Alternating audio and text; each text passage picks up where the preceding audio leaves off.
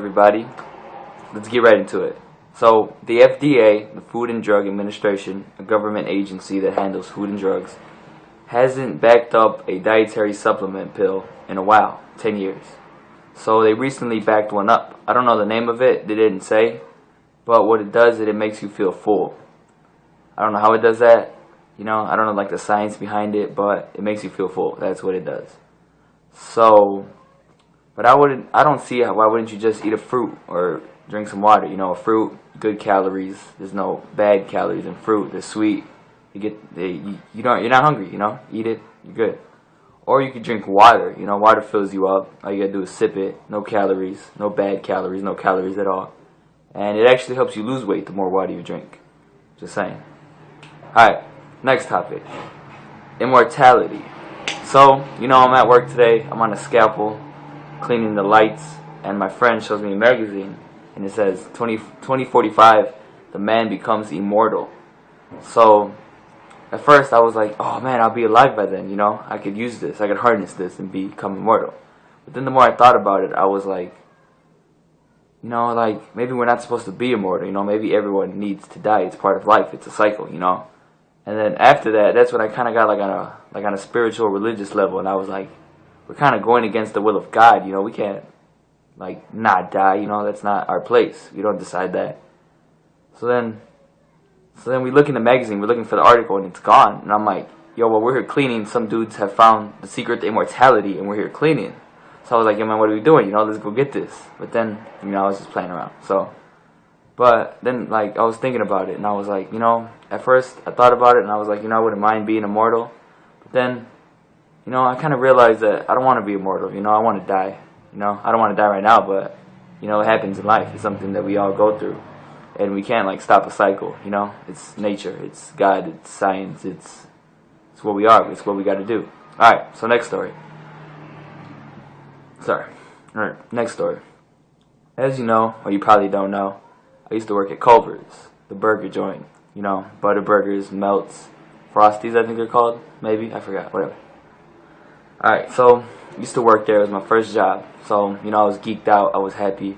I was, putting Culvers on a high pedestal, oh, I'm all about the company. If they succeed, I'm happy, So, I was giving it my all. Working from 5 to 12, closing, 4 days a week. I'd make, $330. I don't know if that's illegal to share my earnings statement, but whatever. $330 every 2 weeks. So that's 5 to 12 closing 4 days a week for 2 weeks.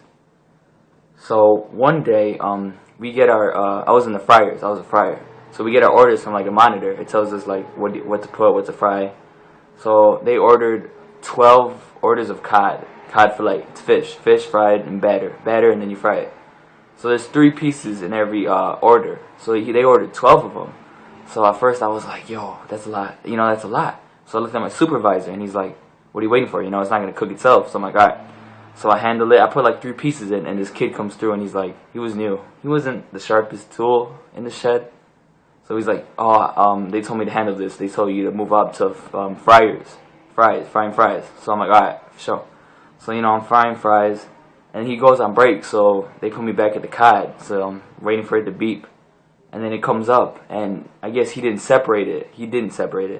I don't mean to blame it all on him, but he didn't separate it. So it became one big old cod fillet ball. It was disgusting. So I call my supervisor. I'm like, yo, we have a problem. And he's like, oh, we'll just cut it off. So he's trying to pick at it. And he picks at it, and it falls in half completely. So I'm like, well, what do we do? And he's like, well, you go on break. You've been working. I'll handle this. Don't worry about it. I'm like, alright, cool. So I go on my break, 15-minute break. So I'm eating, I finish up, come back. And when I come back, the whole kitchen is in chaos, There's orders 8 minutes late, fries all over the place, fryers beeping, people all over the place. And it was so crazy, they had to, they only opened 2 registers because we couldn't take any more orders. So I get back in there, try to help out, try to cook, do what I gotta do to get us back on top. So it was a long night. We didn't get back up to 10:30, 11. That's when we finally got on top of it, and we're not late on orders, which is pretty bad because we closed at 12. So it took the whole afternoon to get back. So the next day I go in. I'm expecting to get talked to, but not chewed out, by my boss. So the boss's wife, I don't know why she's a boss, your husband's the boss, not you. So So she's like, oh, can I speak to you? I'm like, yeah, no problem. So she yells at me and chews me out in front of the whole kitchen. Everyone's staring at me, you know. I'm trying to hide like my redness, you know. I got red, you know. Everyone's looking at you, you know. It's a bad spot. They put you on blast. So she was yelling at me like if it was my fault, and I was like, I was with the guy, but I wasn't cooking the cod myself. So I was like, whatever. So when the kid came, I expected him to like get fired. I'm like, oh, well, he's gonna get it worse than me. So he comes, and I'm like, yo, what up? And before I could tell him anything else, they call him to the boss's office. So they call him in the office, close the door.